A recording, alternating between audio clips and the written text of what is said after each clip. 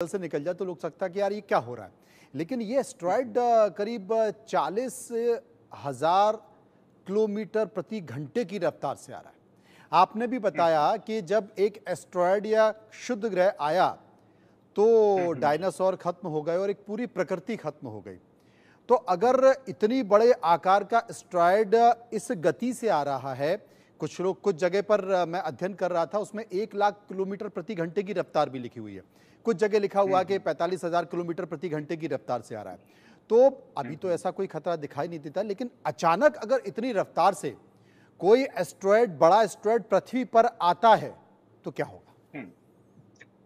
देखिए, मैंने अभी जैसे आपको बताया कि डायनासोर्स वाले वक्त में भी ऐसा ही हुआ था। जी। ठीक है ना? तो क्या होगा कि पूरा जो धूल का जो एक गुब्बार उठेगा और उसके फ्रिक्शन से आग लगेगी और पूरा जो सूरज है वो धूल से ढक जाएगा। सूरज जो हमें कहीं की जीवन अगर यहाँ संभव है तो इसी वजह से है।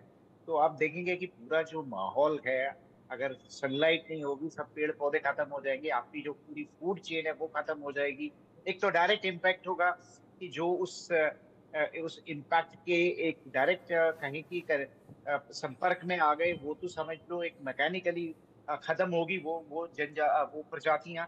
और एक फिर जो इनडायरेक्ट इफेक्ट होगा, क्योंकि पूरा धूल का जो एक गुब्बार है वो सूरज को, पृथ्वी को ढक लेगा। सूरज की रोशनी आएगी नहीं, प्लांट्स खत्म हो जाएंगे, आप खाएंगे क्या? तो आप देखिए कि पूरा जीवन जो है वो तहस नहस हो सकता है। उस वक़्त भी जब ये हुआ था तो जो सारे बड़े जीव थे, जिनको ज़्यादा भोजन चाहिए था, वो सब खत्म हो गए थे। सिर्फ़ छोटे जीव या जो ज़मीन के अंदर थे, वो बचे रह गए थे और हम्म। उन्हीं से फिर जीवन जो है एक नए रूप में निकल कर आया। और उसने कहीं कि शायद हम भी ना होते, अगर आज डायनासोर्स होते तो हम पैदा ना होते। जी। प्रकृति का वो एक नियम था कि उसने उन जीवों को खत्म किया तो और जो प्रजातियां हैं वो उनको पनपने का मौका मिला। तो हम्म। ये तो कुदरत है, अब क्या होगा ये नहीं कह सकते, लेकिन जो हमारा पिछला अनुभव है, जो आज हमारे पास आंकड़े हैं, जो वेरीफाई हो चुके हैं, उनके आधार पर ही हम ये कह सकते हैं कि अगर ऐसा होगा तो मैकेनिकल प्रभाव अवश्य होगा। लेकिन जैसे डॉक्टर राम ने बताया कि अब हमारे पास ऐसी टेक्नोलॉजी भी हो गई है और काफी वो प्रोग्रेसिव स्टेज में है कि, क्योंकि जैसे कि बहुत दूर से हम उसको पहचान लेंगे कि ये क्षुद्र ग्रह और हमारी तरफ आ रहा है। और एक जो डिफेंसिव मैकेनिज्म है उसको हम ऑन करेंगे कि जो मिसाइल के जरिए उसको तोड़ दिया दिया है या उसका जो रास्ता है वो बदल दिया जाए। अगर छोटे छोटे टुकड़े में टूट जाता है और वो फिर पृथ्वी पर गिरते हैं तो उतना नुकसान नहीं होगा, उसकी स्पीड कम करी जा सकती है। तो ऐसे बहुत सारे तरीके जो है वो एक कहीं की उनपे काम चल रहा है। और विज्ञान पे भरोसा रखिए, अ, जब तक संभव होगा पृथ्वी पर जीवन को बचाया जाएगा। और इस तरीके के, जैसे कि डॉक्टर राम ने भी बताया कि ये क्षुद्र ग्रह आते रहते हैं और कभी पृथ्वी के पास से भी आते हैं और कभी कभी ऐसे भी इंसिडेंट हुए हैं कि ऐसा लग रहा था पृथ्वी से टकराएगा, लेकिन कुछ मतलब उस टाइम से पहले उसने अपना रास्ता बदल लिया और इसी तरीके से पृथ्वी से कुछ दूरी पर, यानी उस दूरी पर से निकल गया जहां से पृथ्वी को कोई उसका जो इम्पैक्ट है या प्रभाव है उस पर नहीं वो हुआ। नहीं तो पड़ा। मुझे लगता अब है मेरी एक डेफिनेटली। जिज्ञासा है। हाँ। जी, मेरी एक जिज्ञासा है क्योंकि इस वक्त का तो दौर है, सदियों से, पुरातन काल से वो आस्था में, सनातन में, धर्म में, ईश्वर में, भक्ति में लगातार रहा है। अ, अक्सर हालांकि मैंने बॉलीवुड की फिल्मों को देखा है कि बॉलीवुड की फिल्में भी बनती हैं कि एस्ट्रोनॉट आ रहा है और किस तरीके से उसको डाइवर्ट किया गया, किस तरीके से रास्ता बदला गया, किस तरीके से उसमें एग्जैक्टली। विस्फोट किया गया और तोड़ा गया, वो परिकल्पना है। हम्म। लेकिन डॉक्टर राम, हम्म। एक चीज़ मैं पूछना चाहता हूँ आपसे। अ, जी। बहुत सारे ऐसे हमारे पुराण हैं, बहुत सारे ऐसे ग्रंथ हैं, बहुत सारे हमारे पुराने पौराणिक साहित्य हैं जिसमें लिखा गया है कि पृथ्वी नष्ट हो जाएगी जब पाप बहुत ज़्यादा होगा। एक हाइपोथेटिकल जिक्र कर रहा हूँ क्योंकि पुराणों में इस बात का जिक्र है कि बहुत जब पाप बढ़ जाएगा तो पृथ्वी नष्ट हो जाएगी, विनाश हो जाएगा और फिर एक नई सृष्टि का उदय होगा।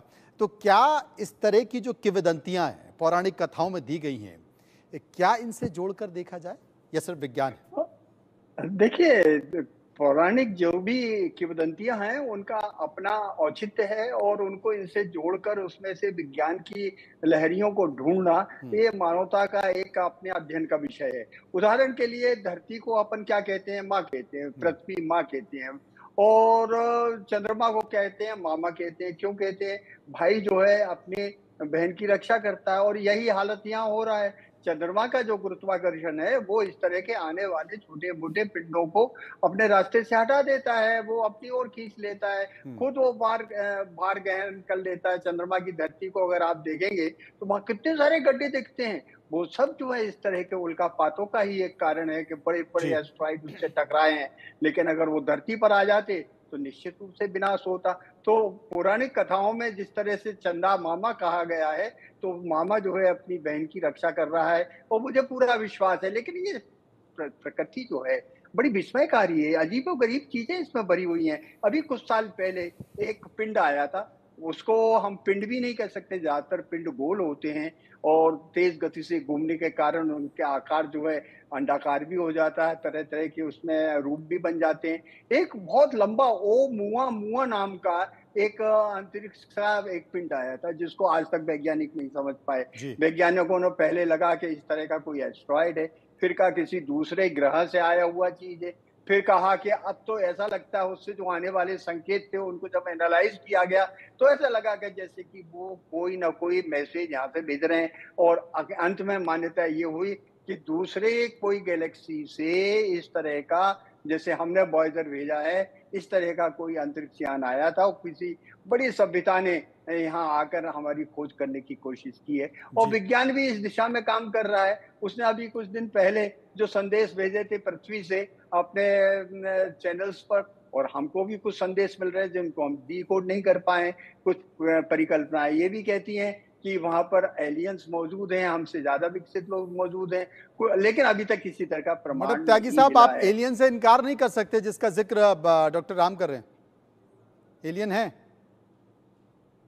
यही कि जो हमारे मिथ और वो है उसमें जो वैज्ञानिक रूप से जो प्रूव हो सके वो धागे ढूंढने की बात है।